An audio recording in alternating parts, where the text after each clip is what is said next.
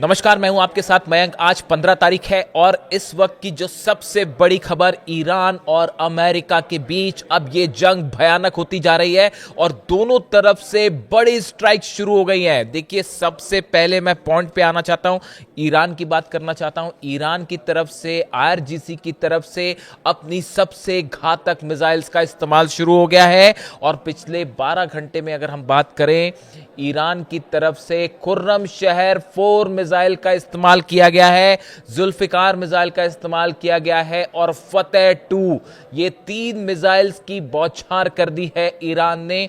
यानी कहने का मतलब यह है, अब इस जंग में ईरान ने अपनी घातक मिसाइल्स का इस्तेमाल शुरू कर दिया है। उन मिसाइल्स का इस्तेमाल शुरू कर दिया है जो पिछली बार जंग के दौरान इजराइल पर बरसी थी और हाहाकार मचा दिया था। अब देखिए, जो सबसे बड़ा नुकसान हुआ है वो जॉर्डन में हुआ है। जॉर्डन में किंग फैसल बेस पर ईरान की जो मिसाइल्स दागी गई, उसमें कई मिसाइल्स गिरी हैं। 4 मिसाइल गिरने की खबर आपको इंटरनेशनल मीडिया में मिल जाएगी, लेकिन जो जानकारी आई है, मतलब ईरान से जो जानकारी आ रही है, जो दावे आ रहे हैं, बताया जा रहा है कि 8 से 9 मिसाइल्स जो हैं वो जॉर्डन के किंग फैसल बेस पर गिरी है, डायरेक्ट हिट किया है। अब देखिए, इस खबर के मायने क्या है। जॉर्डन में जो किंग फैसल बेस है, इस पे एक तो F-18 जेट्स जो है अमेरिका के, इसका हैंगर है। हैंगर यानी वो जगह जहां पर F-18 जेट्स मौजूद होते हैं, खड़े होते हैं एयरबेस के पास। बताया जा रहा है उसको सीधा हिट किया है, ऐसे दावे ईरान की तरफ से किए जा रहे हैं। आईआरजीसी की तरफ से दावे हैं कि हमने F-18 हैंगर को सीधा हिट किया है।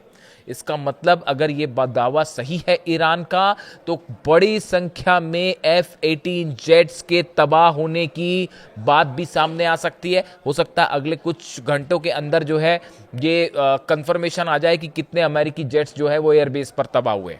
इसके अलावा मिसाइल्स गिरने की, 4 से 5 मिसाइल्स गिरने की तस्वीरें सोशल मीडिया पे वायरल है और दावा ये किया जा रहा है कि ये जो है जॉर्डन के किंग फैसल बेस पर ये हमले किए गए। इन हमलों में फतेह 2 मिसाइल का इस्तेमाल किया गया है, खैबर शेकन मिसाइल का इस्तेमाल किया गया है। देखिए, ये वो मिसाइल्स हैं जिनको हमने पहले भी देखा था कि अमेरिका का ना थार्ड सिस्टम रोक पाया, ना पेट्रियट रोक पाया, आयरन डोम जो इजराइल का है वो भी नहीं रोक पाया। ऐसे में एक बार फिर ये बात सामने आ गई है कि अमेरिका का डिफेंस सिस्टम बुरी तरह से नाकाम हुआ है ईरान की मिसाइल्स को रोकने में और जॉर्डन में बड़े नुकसान की खबरें हैं, ऐसे दावे ईरान की तरफ से हो रहे हैं। जैसे ही इसकी खबरें पुष्ट होकर सामने आएगी, हम आप तक पहुंचाएंगे, लेकिन मिसाइल्स गिरने की तस्वीरें वायरल हैं सोशल मीडिया पे। इसके अलावा आप देखिए, जो दूसरा बड़ा अटैक ईरान की तरफ से किया गया, हमले लगातार बहरीन में हो रहे हैं और बहरीन में भी अमेरिका के नेवी बेसिस को निशाना बनाया जा रहा है। नेवी के अधिकारी जिन क्वार्टर्स में रुके हुए हैं वहां पर उनको निशाना बनाया जा रहा है। यहां पर radar system, early warning system, इन पर लगातार मिसाइल्स दागी जा रही हैं।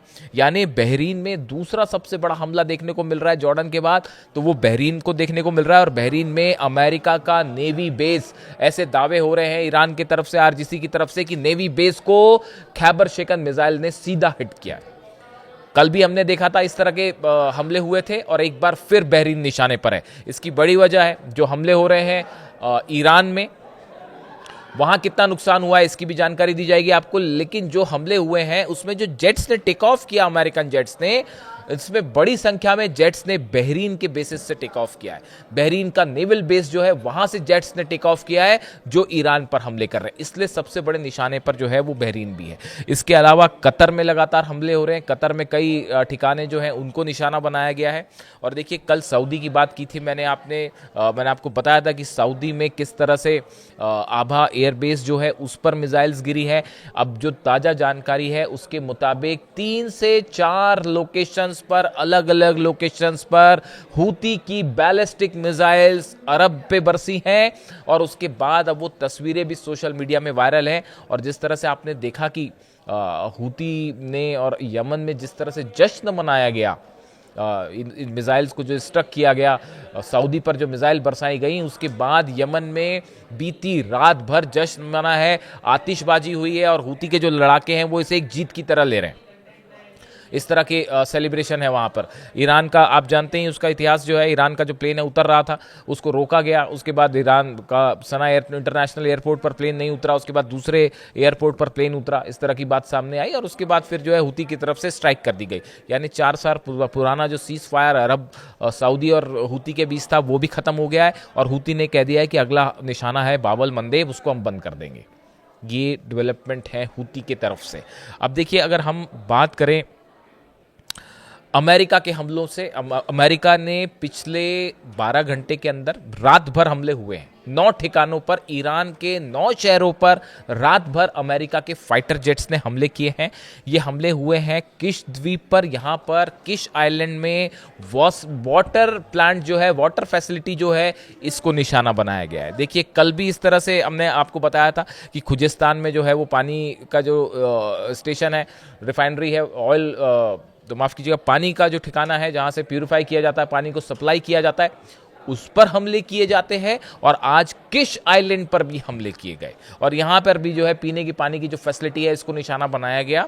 ये बेहद अहम है। ये स्ट्राइक्स अमेरिका की एक सोची समझी रणनीति के तहत निशाने तय किए गए हैं और उन पर हमले हो रहे हैं। अब इसका मतलब ये है, देखिए मैंने वाटर फैसिलिटी का जिक्र इसलिए किया कि इसका परिणाम ये हो सकता है कि यूएई, सऊदी, कतर, बहरीन, इन सब जगहों पर जो वाटर सप्लाई फैसिलिटीज़ हैं वो ईरान के निशाने पर आ गई हैं और आप देखें कि इन पर निशाना साधा जा सकता है। और अगर ऐसा हुआ तो पूरे अरब में बड़ी पानी की किल्लत देखने को मिल सकती है। इसके अलावा आप देखिए तेहरान पर सीधे हमले हुए हैं। बीती रात जो स्ट्राइक की गई उसमें तेहरान पर भी सीधे हमले किए गए हैं। इसके अलावा देखिए सिरिक जो है वहाँ पर 4 से 5 धमाके हुए हैं। चाबार पोर्ट को एक बार फिर से निशाना बनाया गया है, यहाँ पर 4 से 5 धमाकों की खबरें हैं। खुजिस्तान मैंने आपको बताया कि वहाँ पर पानी के इंस्टॉलेशंस पर लगातार हमले हो रहे हैं और बेबहान में भी जो है वो कई धमाके की खबरें हैं। ये जो स्ट्राइक्स हो रही हैं, जो अमेरिका की तरफ से स्ट्राइक्स हैं, उसमें देखिए आप ऐसा लगता है कि ये एक किसी बड़े ऑपरेशन के पहले किए गए हमले हैं। देखिए जो स्ट्राइक्स होती हैं उसमें उस हमलों से पहले जो देश अपोनेंट है उसको कमज़ोर किया जाता है और उसके बाद ऑपरेशन किया जाता है। इस पैटर्न पर फिलहाल अमेरिका की तर्ज पर, अमेरिका जो है इस तर्ज पर हमले कर रहा है। और ये बताया जा रहा है, जो जैसे कि डोनाल्ड ट्रंप का बयान सामने आया है वो भी इसी ओर इशारा कर रहा है। डोनाल्ड ट्रंप ने कहा है कि आने वाले हफ्ते में, देखिए पहली बात तो ये कह रहे हैं कि ये जंग अभी करीब 3 हफ्ते और चलेगी, इस तरह की बात उन्होंने कही है।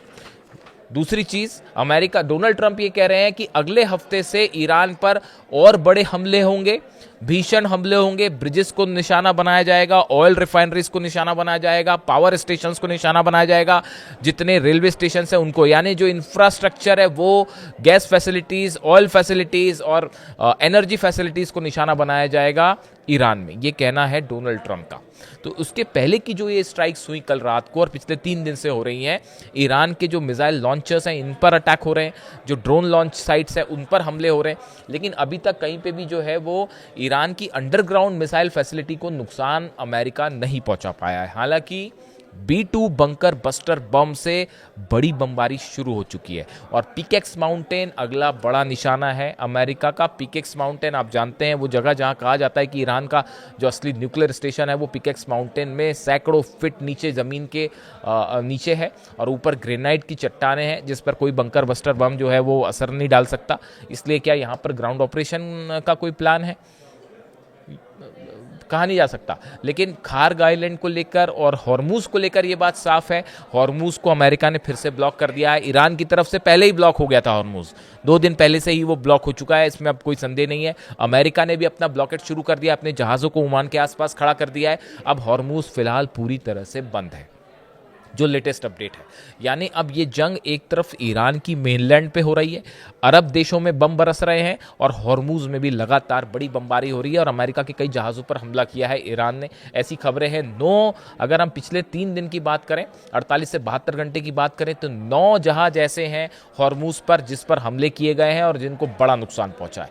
यानी तेहरान से जंग, अरब होते हुए, हॉर्मूज होते हुए पूरा इलाका जो है वो अब एक बड़ी जंग की चपेट में है और ये वॉर अब अमेरिका और ईरान के बीच में नहीं बल्कि अरब देश भी इसमें शामिल हो चुके हैं, क्योंकि बहरीन से भी प्लेन ने टेक ऑफ किया है, जॉर्डन से भी टेक ऑफ किया है, सऊदी का हूती पर और हूती का सऊदी पर हमला शुरू हो चुका है।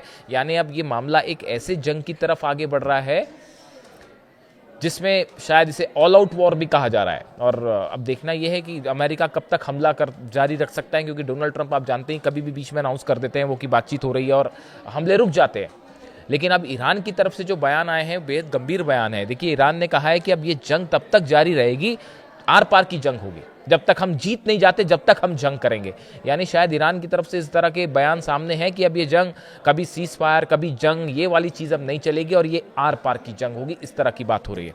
यानी देखिए, फिलहाल के जो अपडेट्स हैं वो मैंने आपको बताए कहाँ कहाँ हमले हुए हैं और हालात अब इस ओर बढ़ रहे हैं। देखिए, रूस और चाइना की मैं अलग से बात करूँगा इस जंग में, अब उनकी क्या भूमिका होने जा रही है। लेकिन फिलहाल अरब जल रहा है, तेहरान में बड़े हमले हो रहे हैं, हॉर्मूज पूरी तरह से बंद है।